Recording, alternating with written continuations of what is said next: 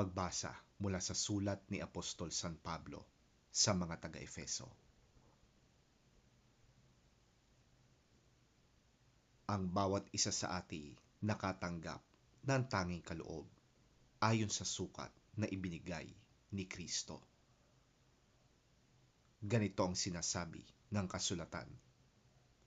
Nang umakyat siya sa kalangitan, nagdala siya ng maraming bihag at nagbigay ng mga kaloob sa mga tao. Anong ibig sabihin ng umakyat siya?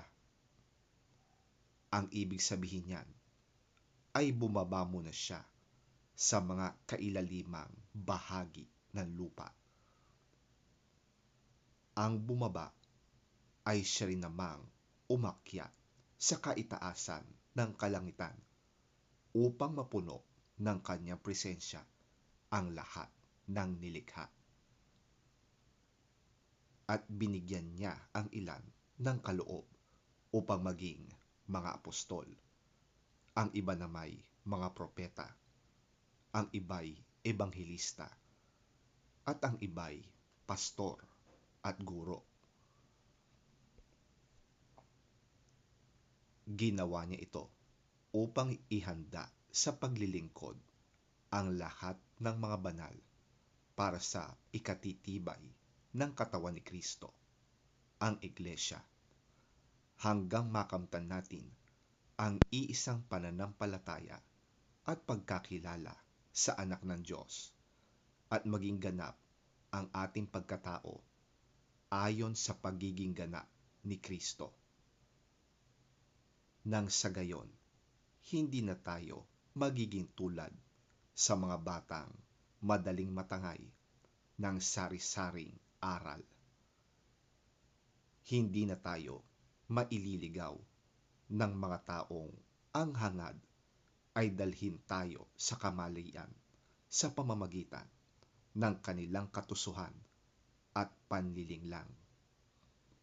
Sa halip, sa pamamagitan ng pagsasalita ng katotohanan sa diwa ng pag-ibig, tayo'y dapat maging lubos na katulad ni Kristo na siyang ulo nating lahat.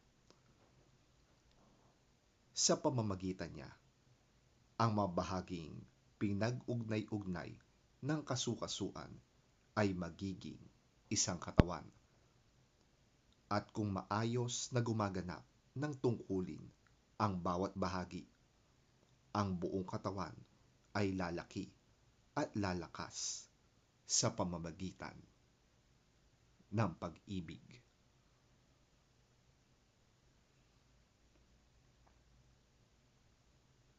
Ang salita ng Diyos.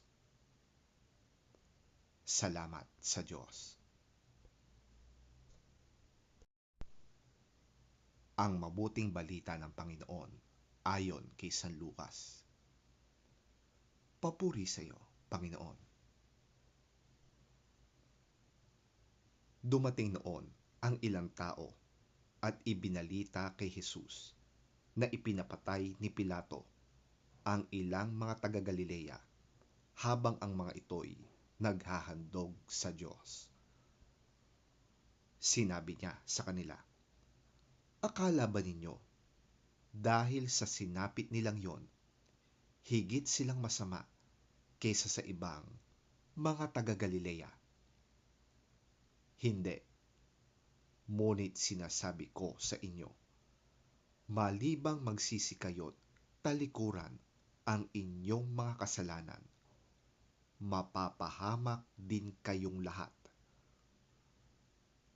At ang 18 namatay nang mabagsakan ng tore sa Siloe, sa akala ba ninyo'y higit silang makasalanan kaysa sa ibang naninirahan sa Jerusalem? Hindi. Ngunit sinasabi ko sa inyo, malibang magsisi kayo't talikuran ang inyong mga kasalanan, mapapahamak din kayong tulad nila.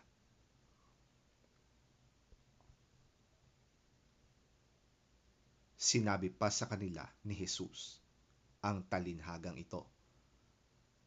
May isang taong may tanim na puno ng igos sa kanyang ubasan. Minsan, tiningnan niya kung may bunga ang puno, ngunit wala siyang nakita. Dahil dito, sinabi niya sa tagapag-alaga ng ubasan, 3 taon na akong pumaparito at naghahanap ng bunga sa punong ito, ngunit wala akong makita. Putulin mo na't nakakaskip lang yan. Ngunit sumagot ang tagapag-alaga, huwag po muna nating putulin ngayon. Huhukayin ko po ang palibot at lalagyan ng pataba. Baka sakaling mamunga na sa susunod na taon. Kung hindi pa, saka po ninyo ipaputol.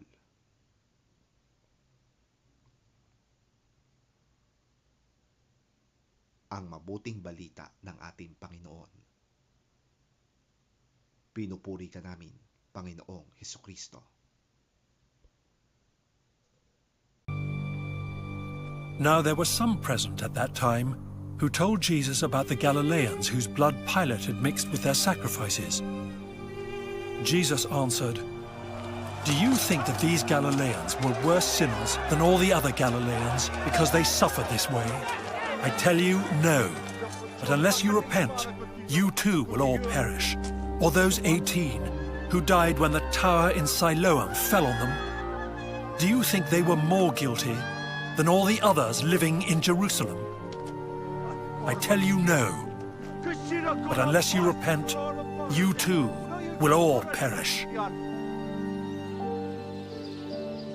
Then he told this parable. A man had a fig tree growing in his vineyard, and he went to look for fruit on it, but did not find any. So he said to the man who took care of the vineyard, "For 3 years now I've been coming to look for fruit on this fig tree and haven't found any. Cut it down. Why should it use up the soil?" "Sir," the man replied, "leave it alone for 1 more year, and I'll dig around it and fertilize it.